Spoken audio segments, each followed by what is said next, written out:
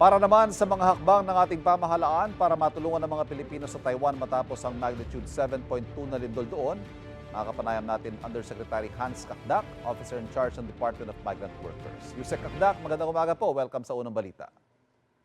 Magandang umaga, Ivan Said, yung mga tagapakinig, kapanood, magandang umaga rin po. Yusek, kumusta po yung mga kababayan natin? Ano ho yung latest numbers natin ng mga nasaktan o nasugatan sa lindol? Well, patuloy ang ating pag-monitor. Kahapon, bago mga alas 10 ng gabi, dalawa yung nakatala na may minor injuries. Mhm. Isang natamaan ng kisame, Mhm. pero very minor ang kanyang head injury. And isang uh, tumama sa pinto habang tumatakbo mag-evacuate, yung kamay niya medyo malakas ang pagtama sa pinto. Okay na rin siya, parehong discharge na from hospital. Okay. But after 10 p.m. may natanggap tayong balita na merong hinimatay as a result of the yung evacuation process, yung Mhm. puro dahil nga sa pangyayari. Siya ay naka-confine ngayon pero stable, Mhm. normal ang kanyang vital signs. She's just being treated as a necessary Okay. precaution. Other than that, patuloy ang ating pagmomonitor. Walang napabalita ang suspension of work and Aha. patuloy lang ang ating holiday ngayon. May 2 araw na holiday ngayon sa Taiwan kaya Opo. gagalangin lang yung holiday tapos tuloy na naman ang trabaho ng mga Okay. OFW. So, good news, Yusek, wala tayong fatality at yung injured natin, wala namang critically injured, minor lang.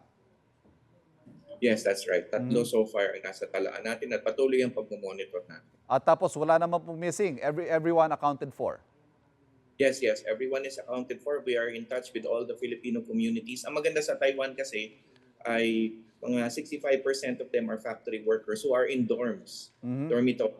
So nasa isang lugar sila karamihan, nasa bulto-bulto silang nasa mga isang lugar namang mga dormitoryo. Kaya madaling mag-check. And then the rest are in households and that too can be easily checked kasi mga Filipino community leaders ang ating mga kahalubilo. Oh, wala naman ho tayong problema halimbawa sa utilities, nagwo-work naman ang lahat doon. Hindi naman ho nahirapan ng mga kababayan natin, and is repatriation an option right now?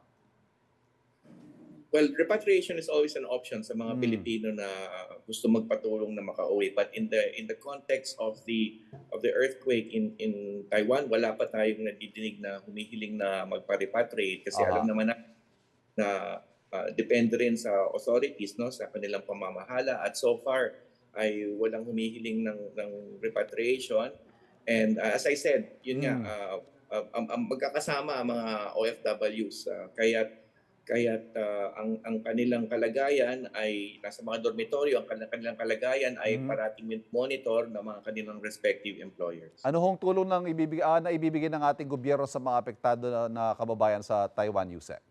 Yes, nakahanda tayo. Yung ating action fund, talagang nagutos ng ating mahal na Pangulo Mhm. na tignan ang kapakanan ng mga OFWs, i-monitor. Kaya itong action fund is being once again activated. It's a fund granted by Congress and the President. Dito sa tatlong napinsala, bagamat minor injuries, ay Mhm. bibigyan na natin sila ng assistance, financial assistance.